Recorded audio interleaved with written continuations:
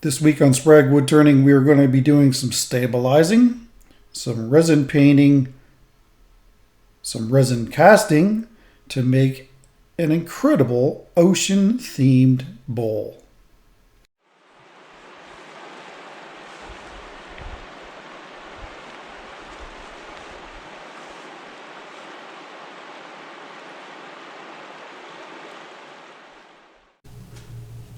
We haven't done any Boxelder Burl in a while, so I thought that I would do this.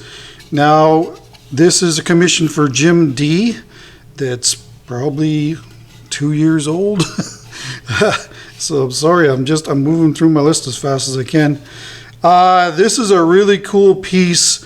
Lots of spikes on it. Very, very light. And I'll show you actually how light it is on the scale here. 1 pound, 15 ounces. So a large bowl like this weighing that much is very light.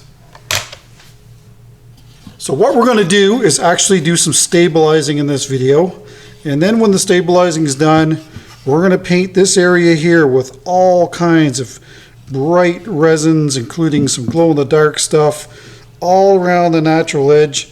And then we'll cast this in a light blue resin, and it should look like an underwater bowl, if you will. And it's actually going to be quite tall too. So anyway, first things first, we got to get this stabilized. People keep asking me if I ever use cactus juice. Yes, I do. Let me get the other one I've been using. So this is the other one that I've used. Artistic wood stabilizer. This came from woodchuckers in Toronto, but I know that most people are probably aware of what this is because I keep getting asked if I ever use it. Now, I don't do a ton of stabilizing due to the cost of it. I am finding that with light pieces like this, when you use deep cast, you'll get lots of penetration of the resin into the piece, but you know, that's not true stabilizing. So what I've done so far is just cleaned up the edge with a brass brush and then blew at all these other areas. And you know, I think we're ready to use the cactus juice. So let's get the vacuum chamber set up and we'll go from there. So this is my vacuum chamber. It is made by this company. I will try to put an Amazon link in there if you haven't seen me use this yet. But it essentially will fit something that's about 13.5 inches across by 13.5 inches deep. So what I'm going to do here, so this is going to be the bucket that we're going to stabilize that bowl in. Here is the bowl. It actually fits in there quite nicely. Now you're asking yourself, what am I going to do here? There's no way that 1 gallon is going to do this. So I'll show you here in a second. So these are marbles, and they'll take up a lot of room inside of here. And then that way you don't need such a large volume of resin to do your stabilizing.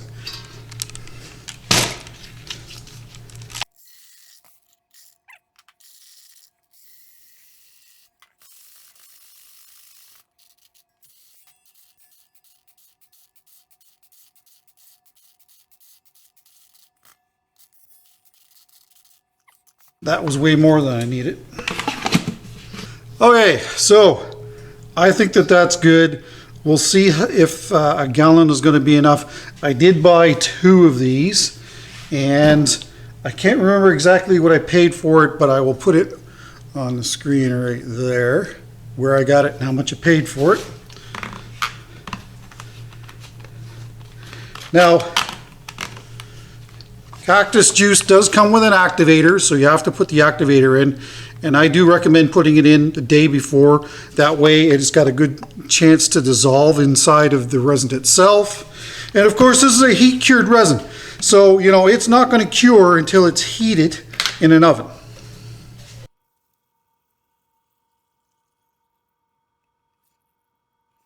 Now that's sitting at about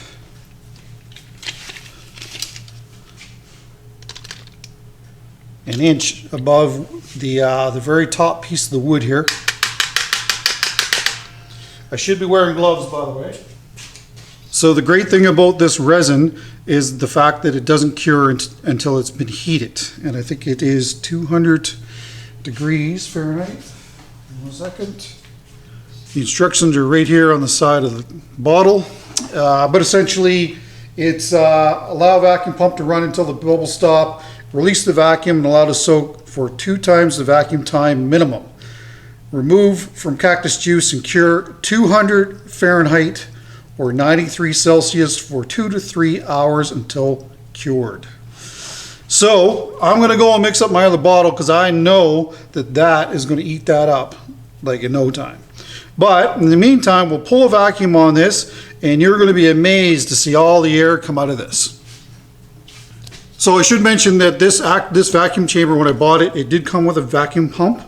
So that's good. I like having a dedicated vacuum pump for the vacuum chamber instead of the one that's over on my lathe that I use for my vacuum chuck, because it's kind of bolted down on that rolling cart. So it's a bit of a pain, and then you have to switch these out as well. So, you know, we're going to pull a vacuum here and we'll see how long it takes for it to stop bubbling. If I had to guess, I bet you it's going to take a minimum 8 hours for this to actually stop moving, stop releasing bubbles, but we'll see.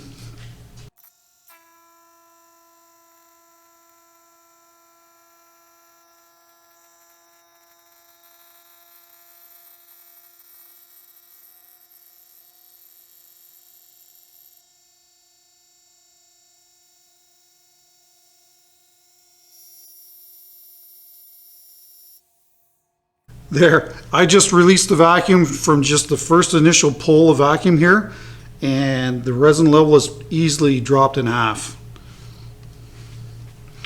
So it's gone down at least a ½ inch already.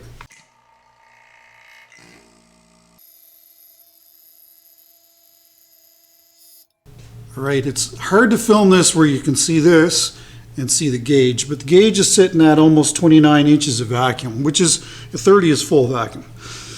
I turn the valve off, turn the pump off. I don't see the need to run the vacuum pump the whole time you're stabilizing or pulling a vacuum. I realize that it will, if you leave the vacuum on, it will evacuate bubbles maybe faster, but I find it personally hard on equipment. So I'll pull a vacuum, I'll leave it like this for about a ½ hour. I'll check on it. If the vacuum drops off, then I'll turn it on and then shut the valve off, and so on until we're ready to release the vacuum and let this wood soak in this resin. So, you know, I'll keep you posted as we're going along here. Yeah, hang tight.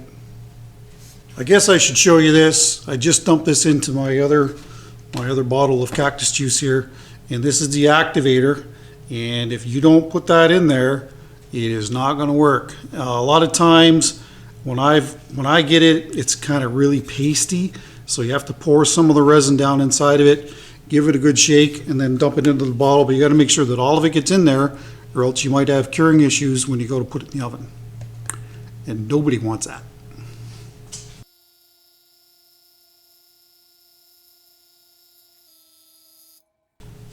So I've released the vacuum twice on this now, and I bet by the time I release the vacuum again that it's probably going to be right to the very top of the pieces of wood, the very top pieces.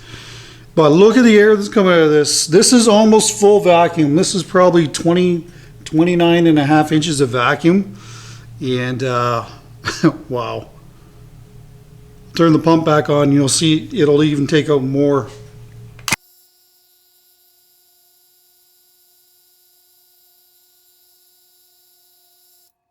You'd think we're boiling marbles, wouldn't you? All right, be back in a few, let you know what's going on. All right, I'm going to release the vacuum. It's been maybe 10 minutes, and just watch the resin level drop as the vacuum comes out of the vacuum chamber.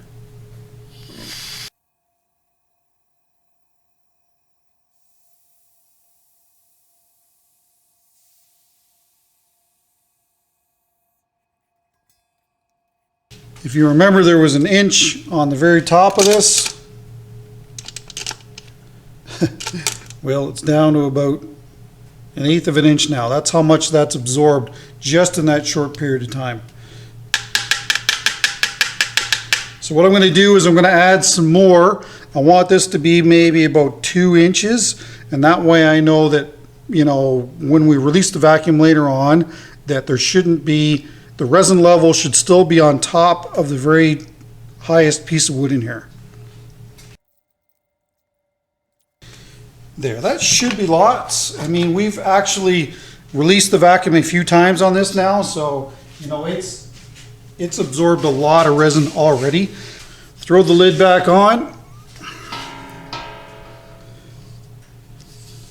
Making sure to try and center it. And we'll see what we get this time.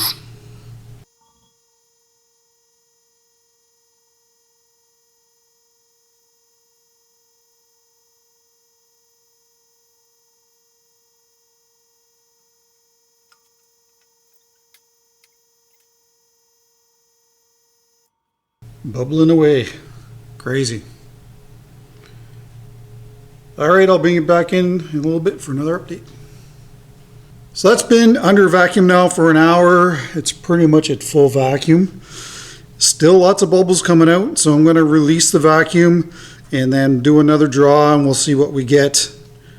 It's crazy how much is still coming out of this.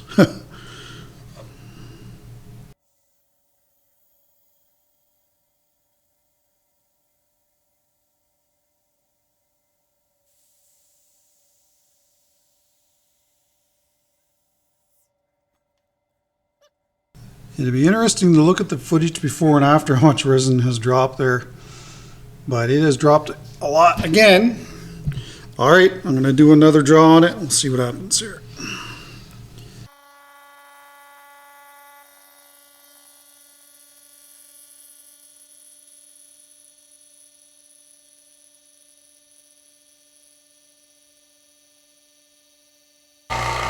That's almost at full vacuum there now. And as you can see, once you get the full vacuum, you start to really pull a lot of air out of there. Look at it coming now. Crazy.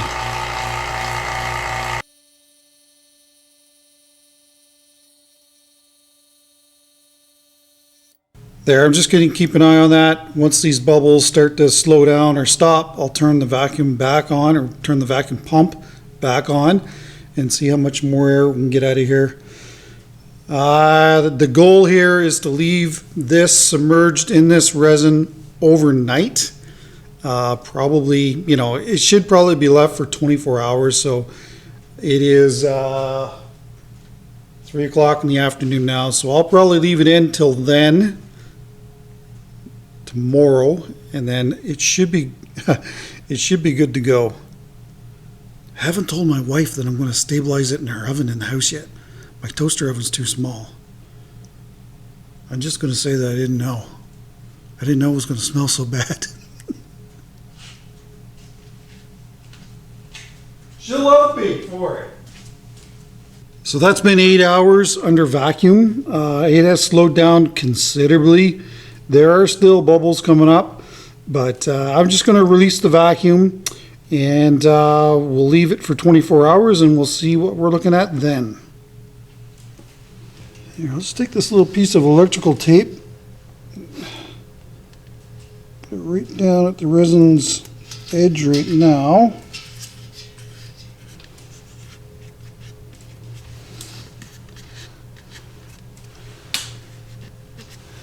Alright, so we got our piece of tape in. It may not drop off a whole lot, but we will see. I have applied and released the vacuum a number of times, so I'm sure that the wood itself has already sucked up a lot of that stabilizing resin, but we'll see tomorrow. See you then. All right, well, that's been 24 hours. Let's see how far our resin level has dropped. That looks to me about 1/8 of an inch is how much that has dropped. So, you know, that's not a ton of resin. Of course, the longer you let it soak, the more it's probably going to soak up, but I think that we're good. All right, let's get the casting free of the marbles, and I'll show you how I do that. Okay, so what I have here is a 20-liter pail, strainer for your spaghetti,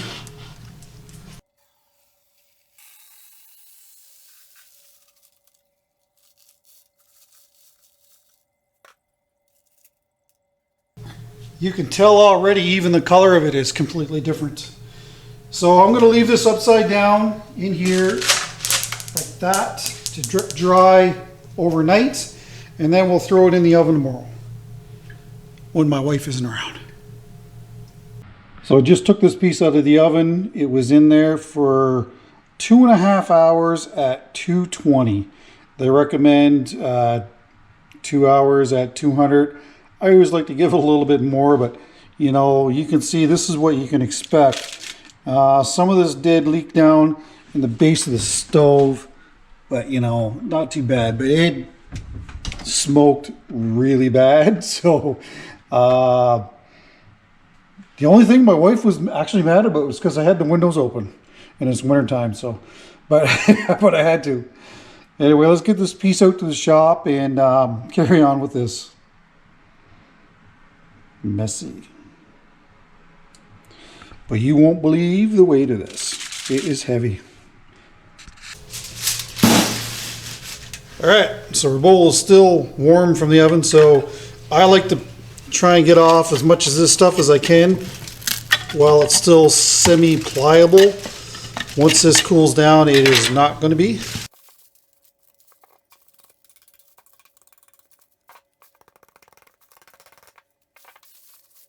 All right, let's get the scales and weigh this. If I had to guess, I'd say it's 5 pounds. All right, place your bets. 4 pounds, 13 ounces. Well, it wasn't off by a huge amount, that's for sure. But you know, I'll put the difference up here. But like, wow, that's how much that absorbed. And that thing is rock hard. It will be once this cools off. This will be, you won't get shavings off this anymore. You'll only get powder off of this. All right, let's get to the next step, painting the rim here. So these are the 10 colors I'm going to go with: pearl red, pure white, ocean blue, pearl wine red, neon pink, glitter purple, emerald green, and these 3 are glow in the dark, so forever glow, aqua blue, midnight purple, galaxy purple. And what I'm going to mix them in is a UV resin. That way we can carry on with the project today and get the rest of it cast. So let's get these mixed up and then we can start painting.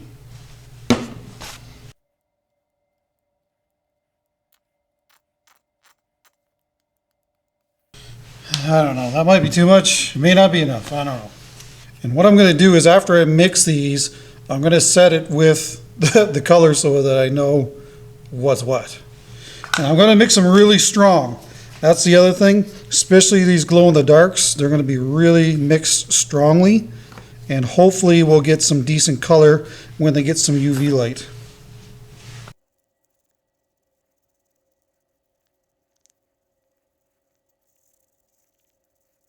So one of the cool features about this burl is there's like this little cave in here. So I think what I'll do is just kind of paint that with the glow in the dark down in there. And you know, I debated on not doing this area, but I think that I will. I don't know, it's kind of, I'm unsure, but same thing over here. And I've took a little bit of time and scraped out any excess of the casting, or sorry, of the stabilizing resin. Used a small little brass brush on my drill here. Didn't bother to show you that. I guess that's it. Let's start painting. So I went to the dollar store here. I think you guys call it the Dollar Tree down in the US. And anyway, that was $3 for all these different types of brushes. So I think that's probably all we're going to need. I don't think we're going to need anything more than that. Even bringing a stool over to sit on, because this is going to be a while. Now, there is I looked at a lot of coral reef photos, and there's literally every color you can imagine. So I think that this is a good representation of it, but I know that other parts of the world it's going to be different. Even some browns, I debated on leaving some of the brown exposed, and I guess I'm not going to do that. I'm just going to paint this thing all multicolored, and then we'll cast it. Don't worry, I won't make you sit and watch all of this.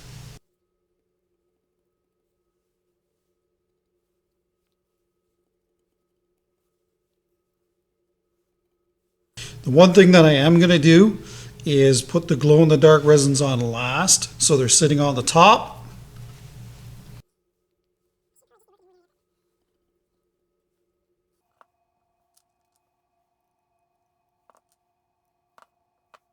I also debated putting a base color down, like a blue, and then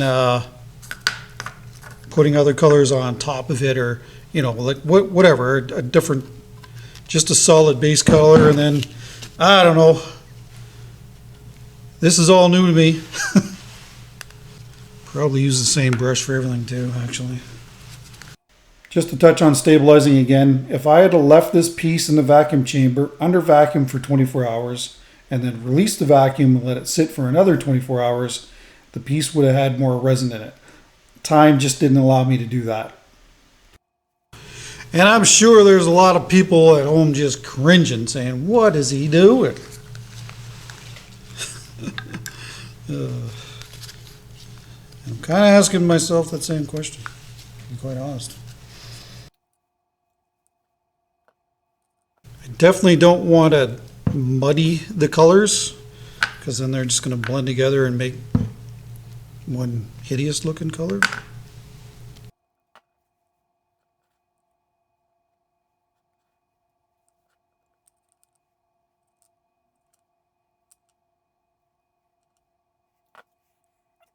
I don't know about this. It's going to be one of the neatest things you've seen, or it's going to be one of the ugliest things you've ever seen.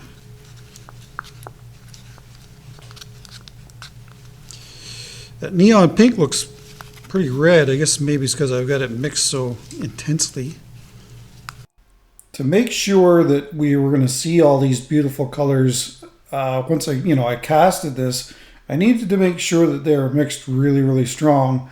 That way they weren't, just kind of subtle in the background. And the funny thing is, I can hear my wife's voice in my head right now. And she's saying, you're putting that on too thick. And she's probably right.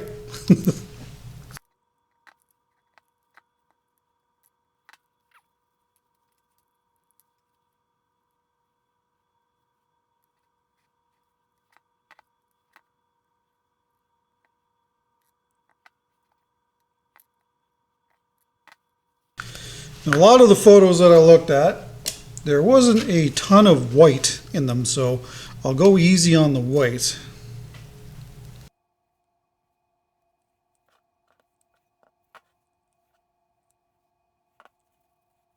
So that's the aqua blue, but it's not blue, is it? But it is when it gets a strong light on it. But you got to charge it up for quite some time in order to really see it good.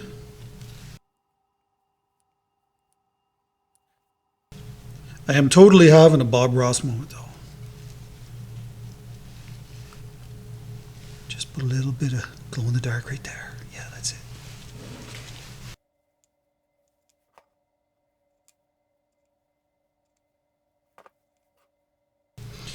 It is creating a really neat effect going down the side here.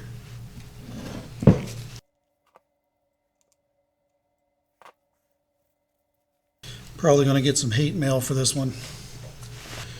Was lots of pinks on the reefs photos that I did look at.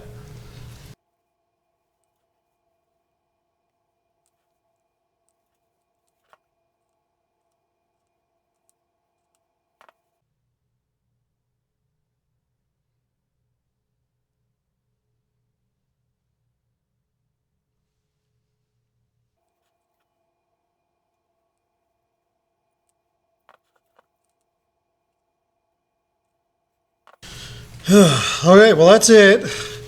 That's basically one side done. And the way that we're going to cure this is with our UV light. Let me get that. I don't know, troops. I don't know. So here is the UV light that you can get from Designer Epoxy. And I'm just gonna, ooh, I like that. See how that's glowing? That makes me feel a little better. Instead of people yelling at me for ruining this burl. You're gonna burn for this one, Jim. Oh man. I'm hoping it's just gonna be really cool. Anyway, I'll do this and probably 3 minutes per area, and hopefully it all cures. I hadn't really thought about if the pigment was real strong, if it was going to affect its curing of the UV epoxy. But I guess we'll find out. All right, anyway, I'll bring you back. I'll bring you back when I'm done, because I've made you watch enough of it. But look at that. Look at it glowing. Cool, eh? Sweet. All right, see you in a bit. So my wife was just here, and she actually liked it. I didn't think she would. I thought you'd say to me, oh, it's on too heavy or whatever, but actually she said, no, I love it. And I'm like, oh, okay, that's cool. Because I don't know if I do. I'm not gonna lie, I'm not sure if I like it. And I mean, you know, you're trying to do it the same, but you know, I don't know. It sure is colorful. For sure, for sure. I did notice in the photos that a lot of the coral seemed to kind of run in lines. So this is another thing that I did over there with the other glow-in-the-dark stuff too.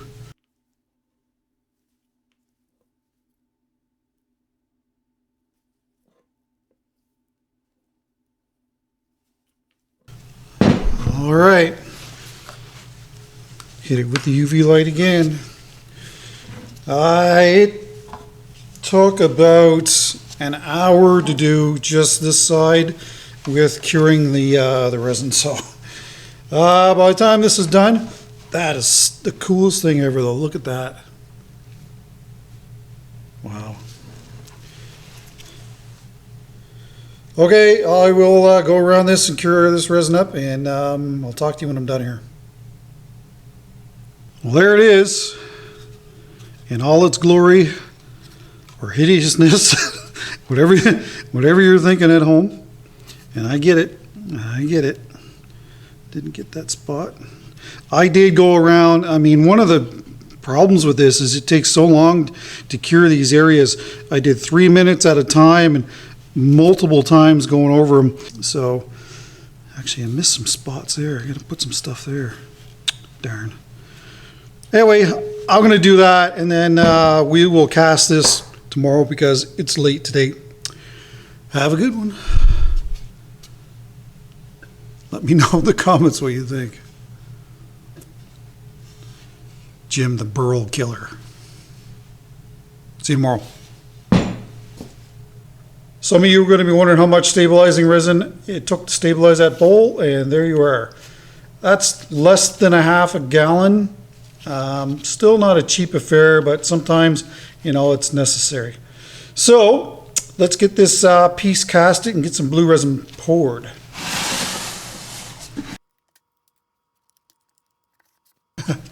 Anyway, there is the outside done, just to keep the plastic from encroaching into where the resin is going to be sitting. Just got to figure out how to do the inside.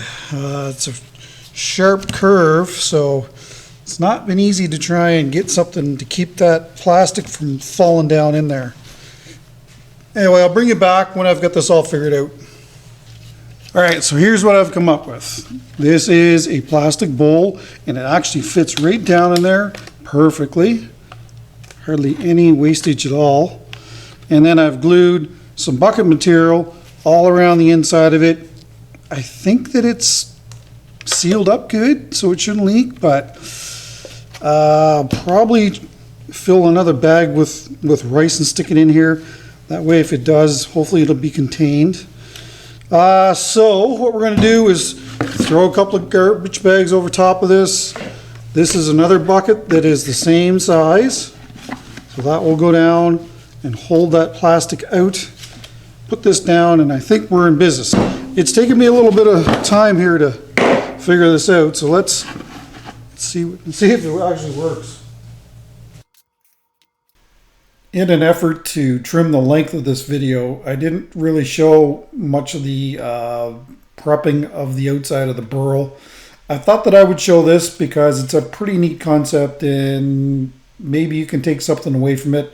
The outside was just a matter of gluing some plastic on, so I just cut it away because it's just, this thing's way too long as it is.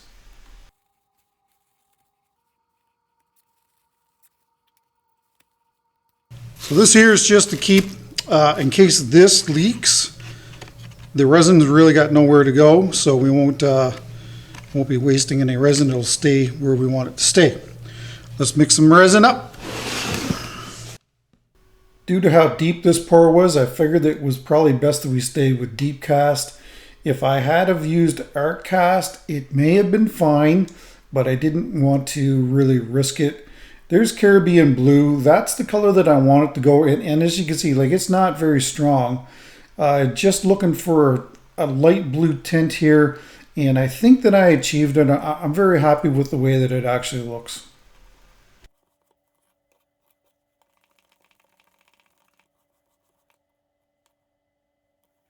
This isn't going to be enough. I don't think it's going to be enough anyway. But we will see.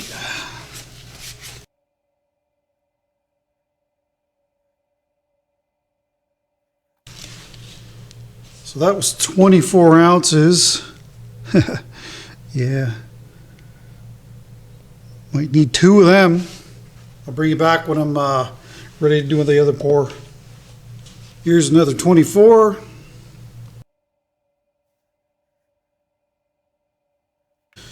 All right, this should do it. This is another 24.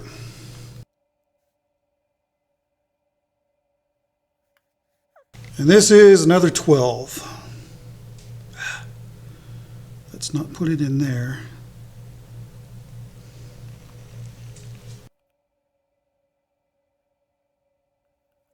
One thing's for sure, it's going to be a very deep bowl. All right, this will go into my pressure pot for 3 days, and we'll see you then. Well, it is 4 days later.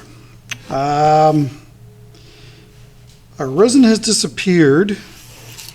It's still going to be good on the sides, I believe, but looks like we're going to have some islands on the very top. I suspect that maybe it's pooled down at the bottom of this. Anyway, let's get it out and see if we can figure out what's going on here, because I thought there was plenty of resin in here.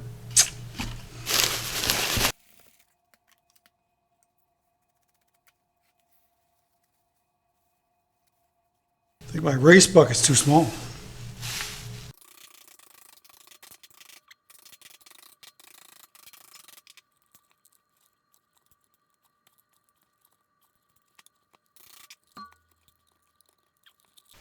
So after seeing how much resin was used when I did do the blue casting, I'm glad that I did use deep cast, because if we had used art cast, we probably would have been dealing with some thermal cracks, and that really wouldn't be the look that I'm going for in this piece.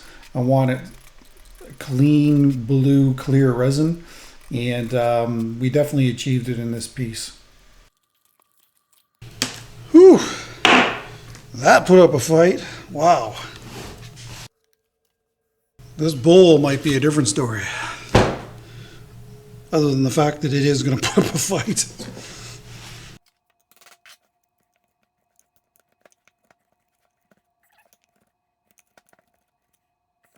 It should come out, shouldn't be stuck. Well, there's our bowl.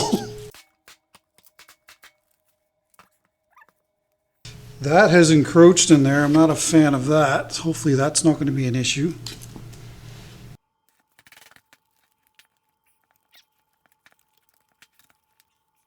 have a feeling there's about to be a big mess here.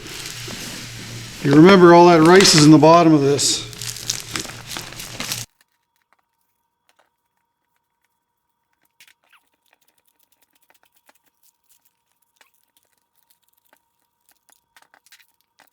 We're getting there.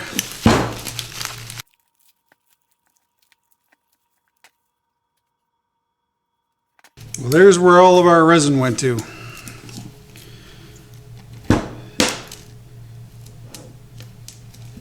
I thought I had enough rice pushed up underneath this, but I guess not.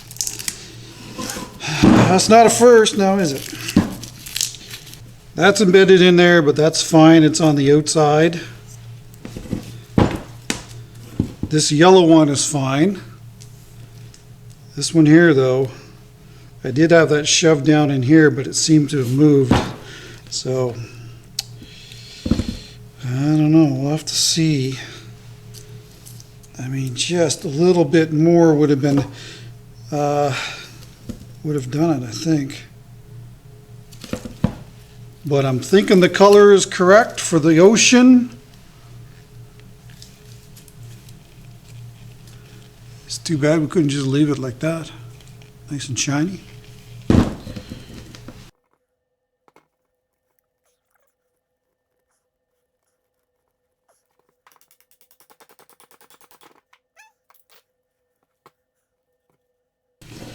The question is, do I try and pour some resin in here? It's not cleaned up, so you're not gonna, I don't think it's gonna work, so I think we're just gonna have to work with it. But yeah, it's always something, it's always something. So my plan to make sure that this isn't an issue was to grind down the top of this on the belt sander, spinning it as you can see. That way we had a flat surface to go up against the cold jaws. Once that's done, it's more or less centered, and when we put the glue block on, I'm just hoping that, you know, it's not going to be an issue.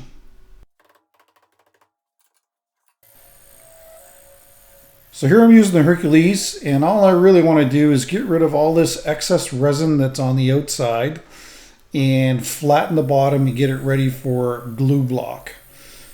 The tailstock support here is an absolute must. Those little buttons won't really grab onto that smooth epoxy all that great. So, you know, you definitely want to have tailstock support here, or else you could have some issues.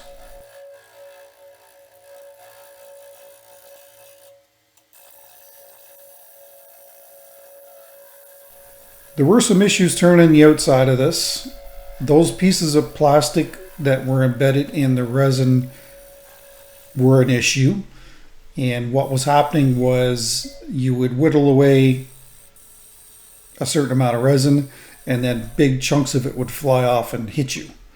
So I got hit there, so that's why I'm back with a glove. And there was actually some pretty large chunks that came off this.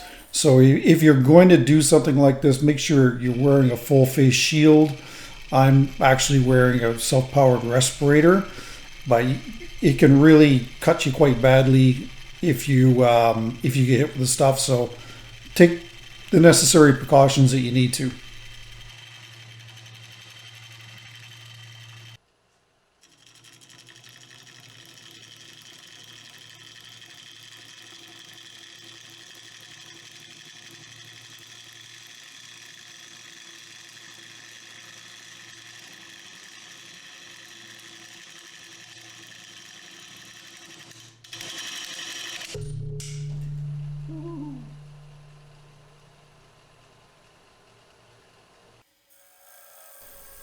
Even when you're expecting it, it can still be a surprise. So, as you can see, now I'm wearing a glove on my right hand too. So yeah, it's just not worth the risk of being cut with this epoxy. And I know there's people out there saying you shouldn't wear a glove. Well, I regularly wear gloves, especially when I'm roughing out. Not so much when I'm finished turning. But sometimes the shavings can be quite hot coming off the tool, and you know, when you get hit with those, after a while it actually hurts. So until I can get this plastic out of here, you're going to see me wearing a glove.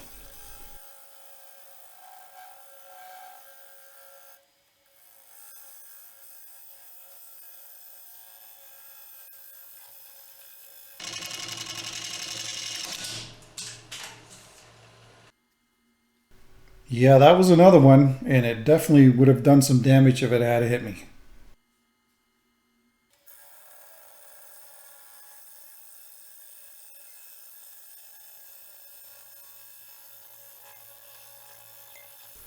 Some people are probably going to be wondering why I didn't try and maybe grind down the resin on top of the plastic bucket material. And you know, that was an option. I didn't really think that it was going to be this bad.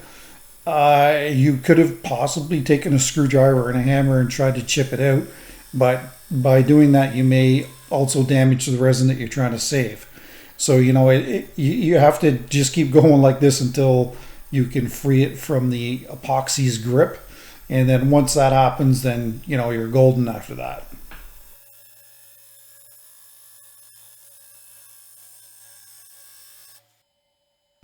Just showing some voids in the UV resin, and I believe this is attributed to the fact that there was drips down the side of the bowl, and I didn't really concentrate on the side of the bowl. It was more on the top of the resin, and it's really a non-issue. I just end up filling it a little bit with some more UV resin and make sure to hit it with the UV light for some serious amount of time. That way all the UV resin was cured up. As you can see, the tailstock is now removed, and I'm taking some very seriously light cuts here. I did give the bowl a little tug to make sure that it was still sitting pretty good, so I was pretty confident. I could have just fired up the drill with some 80 grit like I am here, and then that would have been all good. But I decided to do it that way, and then of course there's the waste block and the hot melt glue.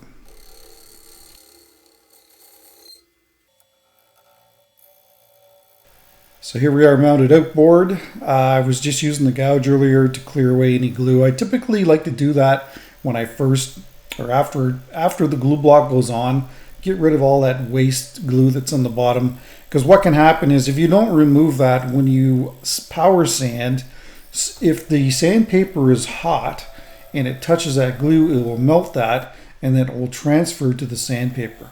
So before I do hardly any sanding, I always like to clean away that glue. People have asked me, like, why don't you just leave it there for security? And you know, that is certainly a thing, but I also don't want it to basically get all over the sandpaper. Just pointing out some more voids that will need to be filled with the UV resin. Again, not a real super big deal. I'm also liking this little flare on the very top, so I'm going to try and keep that as well.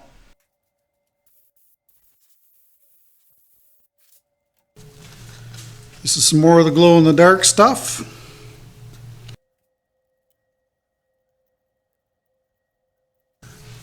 I think it's important to do this now, because if you don't, this could break off from the top, and we certainly do not want that.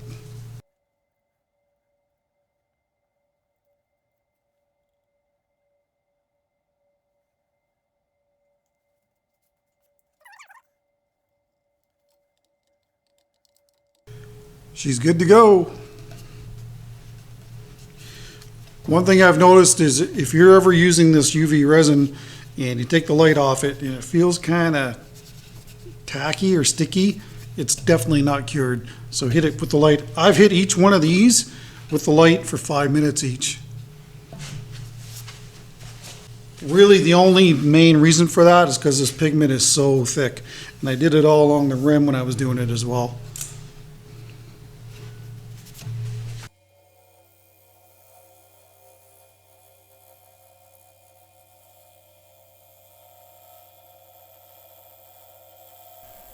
I'll be able to get rid of the glove soon, but until I can get past that little opening, that little void at the very top of here, I'm going to have to wear it. just taking some light cuts. You're probably hearing some chatter, some vibration, and it's probably got to do with the fact that this is probably something like 8 or 9 inches off of the headstock on that glue block. So that's another little drawback of this hot melt glue and waste block method. If this piece was actually mounted in the chuck, you probably wouldn't have near as much vibration. But of course, you know, you're going to tie up your chucks if you can't remove it from it. And I know for a lot of hobbyists that are watching, that's not a big deal because, you know, they're probably only making one bowl at a time. But, you know, someone that's basically in this business, you really can't tie up your chucks like that for one bowl.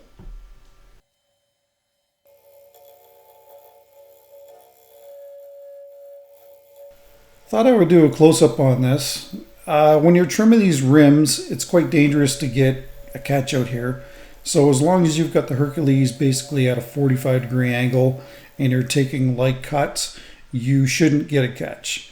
You know, if you do out here, it's it can be quite bad. So nice light cuts and 45-degree angles, and you shouldn't have any issues.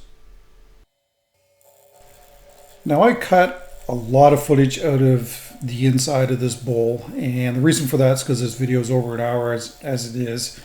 When I first did the initial editing on it, it was an hour and a half. And I know that I could have broke it up into 2 videos, but I really prefer not to do that. I like to work on a project and finish it that week. So, you know, you'll see, it's just a matter of getting rid of the excess resin is really all I'm going for. And then once that happens, you can proceed to sanding. Again, some fills along the way, but for the most part, it was pretty basic turning on the inside of this piece.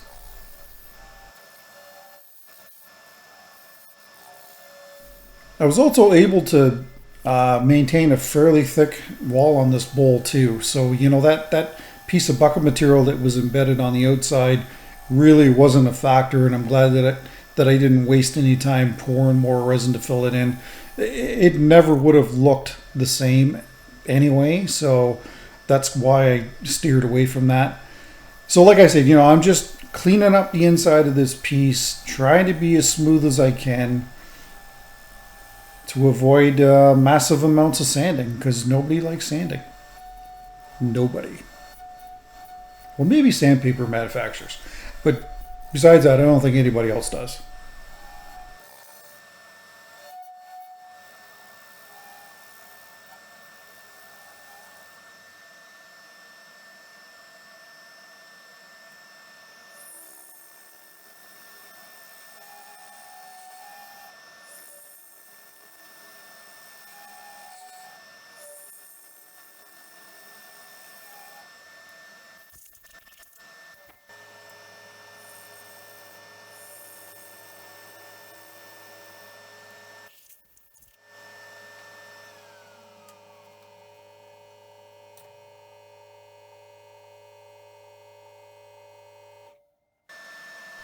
These are the 3.5-inch nipple discs from sandpaper.ca.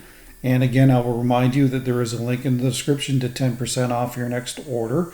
Just use code INLAYGYM at checkout. And yes, they do ship to the US. This piece was sanded from 60 to 800. Sometimes sanding stabilized wood can be a bit of a pain. Didn't seem to be a problem this time around.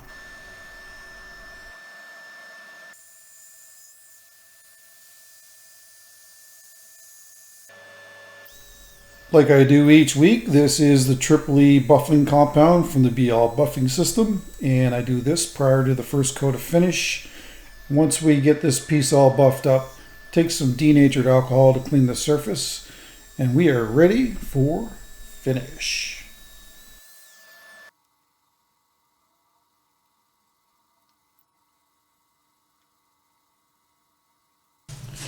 All right, so what I'm going to be using here is Waterlux Gloss.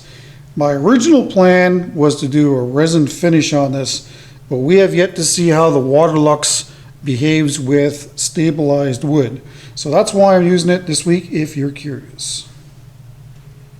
Either way, it's going to look pretty fantastic. As soon as I get rid of some dust.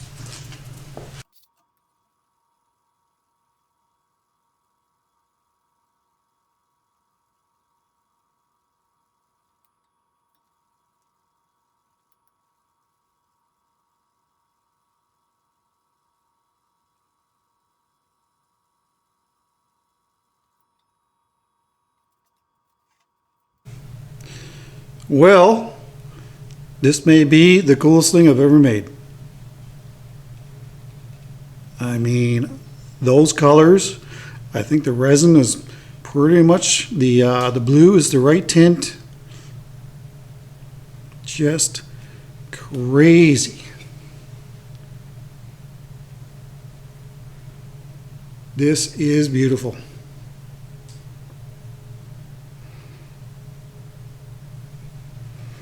And I think that it's only going to take one coat to finish, because the wood's sealed up and stabilized, so all the finish is sitting right on the top like you would with a top coat finish.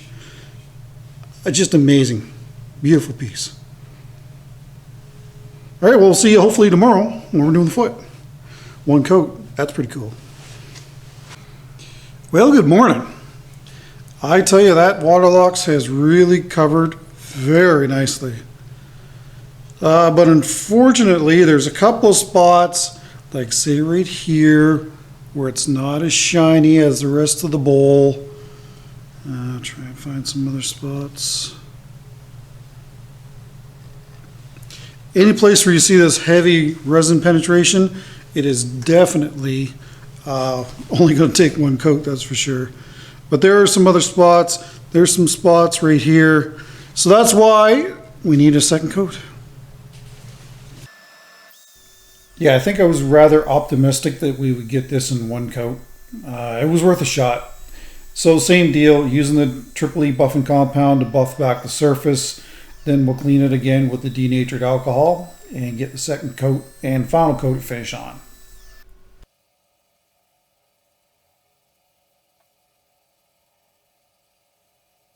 All right, this is the second coat of Waterlux Gloss.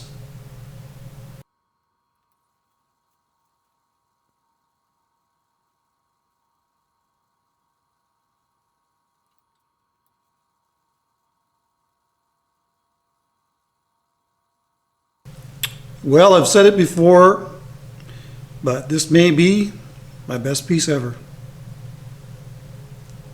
I think that it is on the cool scale. I mean, it's about as high as you can go. Look at that right there.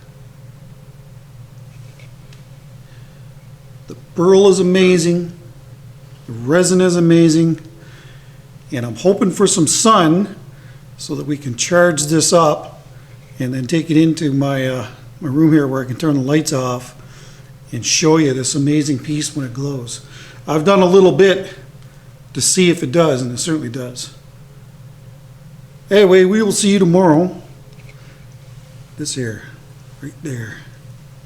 I know I can't get the light to hit that properly, but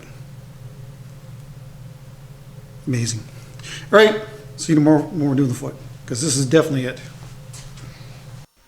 It is in fact the next day, so here I'm using the 3/16 inch parting tool from Crown. I wanted the foot to be a little, the base to be a little wider than it was, so that's why I went up the bowl a little bit and then just finished it off with a handsaw.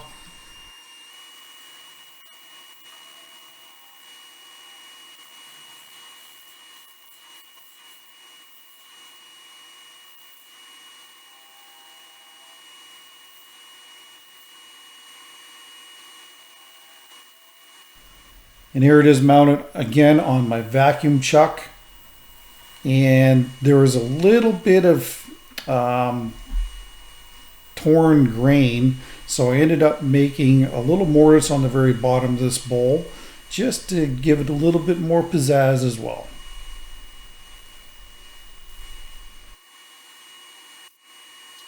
Since there was no resin on the bottom of this piece, it was sanded from 120 to 320. All right, let's finish this video up. All right, let's have a last little look at this beautiful bowl. I really hope you guys enjoyed this. I would say that this is easily in my top 3 as far as things that I've made. Just absolutely awesome. Unfortunately, it's a gray day today, so I was really hoping I'd be able to charge this up and then take it in my air compressor room and turn the lights off to show you. But we'll see what we can do. There is the very bottom. As you can see, it needs a couple of coats of finish on it, and then it will be ready to go to its new home. And you know, one of the best parts about this burl is up here at the top. Get the light to hit that correctly so you can see it. Looking down on top of it, it's so colorful, and you know, the spikes sticking up through it, to me it looks like a coral reef. It really does from a distance. This piece ended up being 9 inches across at the top and 5 1/4 inches tall, and it weighs 3 pounds 11 ounces. That's quite a big improvement from when we first seen it. I'm really happy with the blue, the ocean, what's supposed to be the ocean, and you know, it's a little smoky, almost kind of like what an ocean would be. So that's really cool. And you know, overall, I think the colors are good. And I'm not going to go to Burl Purgatory. I don't think I am. There may be some people that think that, oh, you know, he's going there for doing this to that Burl, but I think that it's a really cool thing, and it's easily, I would say, in my top 3. All right, I'm going to set that down before I drop it and Jim gets mad at me. So I had hoped to be at 90,000 for this week, and it just didn't happen. So that'll be next week for sure. We will definitely be over 90,000. So please come on back for that. And that will be the 3-gallon kit from Designer Epoxy. And put Designer Epoxy in the comments by itself. And that's only for Canada and the lower 48 US states. And the bowl giveaway, or whatever it is that I'm going to be making. So that'll be next week for sure, so please come on back for that. And let me know what you think about this beautiful bowl. I think it's really cool. I'll put up some rotating footage at the end here and try and highlight some areas and show you exactly what I'm seeing, because I know that you're probably having a hard time seeing it with me holding it. And I'll try and charge it up with the sun and get it glowing here, because I think that it's going to be really spectacular when that happens. All right, well, that's it. Take care, stay safe. Don't forget the bell. Please share my videos with your friends. That's the biggest way for me to grow my channel. And I guess that's it. We'll see you next week. Have a good one.